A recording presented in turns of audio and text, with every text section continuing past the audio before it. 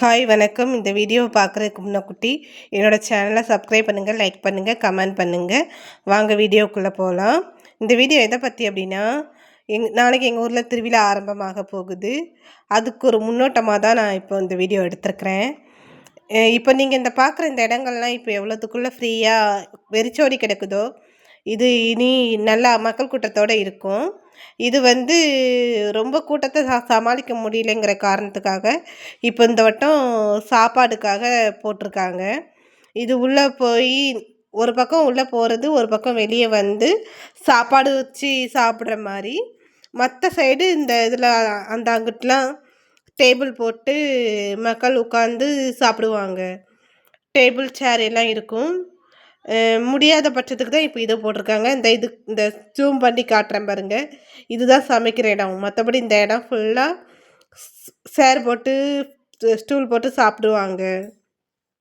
சரி, இந்த வீடியோவை எடுத்துரும் அப்படின்ட்டு தான் இன்றைக்கி இவ்வளோ முன் ஏற்பாடு எங்கள் ஊரில் நடக்குது அப்படிங்கிறத காட்டுறதுக்காக தான் இந்த வீடியோ. இப்போ எவ்வளோ வெறிச்சோடி எப்படி இருக்குது பாருங்கள். என்னோடய வீடியோ பிடிச்சிருந்தா சப்ஸ்கிரைப் பண்ணுங்கள், லைக் பண்ணுங்கள், கமெண்ட் பண்ணுங்கள். தொடர்ந்து உங்களோட சப்போர்ட்டை கொடுங்க. நாளைக்கு 5 மணிக்கு சாப்பாடு வைப்பாங்க. சாப்பாடு, கொடியேற்றம் எல்லாமே நடக்கும். சாயங்காலம் 5 மணிலேருந்து நைட்டு 12 மணி வரைக்கும் சாப்பாடு பந்தி நடக்குதும் பார்த்துக்கோங்க. சரி, இப்போ ஒரு முன் ஏற்பாடாக தான் இந்த வீடியோ நான் ரெடி பண்ணேன்.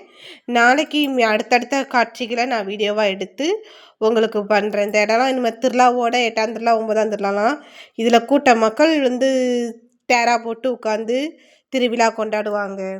நாளைக்கு இந்த சாப்பாடு பந்தி முடியவும் இந்த சாப்பாடுக்கு கம்பிலாம் போட்டு வச்சுருந்தாங்கள்ல, அதெல்லாம் ஒதுக்கிடுவாங்க. மக்கள் வந்து டேரா போடுவாங்க. இந்த இதில் மக்கள் இருப்பாங்க. கோயில் இப்போ எப்படி வெறிச்சோடி இருக்குது. இன்னும் திருவிழா டைமில் பாருங்கள். நாளைக்கு மெயினாக பாருங்கள். நாளைக்கு இந்த ஃபுல்லாமே கூட்டமாக இருக்கும். அதுக்கப்புறம் முன்னாடி கோயிலை இப்போ ஜூம் பண்ணி காட்டுவேன். இங்கேருந்து கோவில் வாசப்படியிலேருந்து இங்கே வர மக்கள் கூட்டம் இருக்கும். மக்களே, நீங்களும் வாங்க, மாதாவோடைய அருளாசிர் பெறுங்க. தான் ஜூம் பண்ணுறேன் பாருங்கள். வந்து நல்லபடியாக கும்பிட்டு உங்களோட ஒவ்வொரு தேவைகளையும் கேட்டு வேண்டி மாதாவோட ஆசிரை பெற்று போங்க.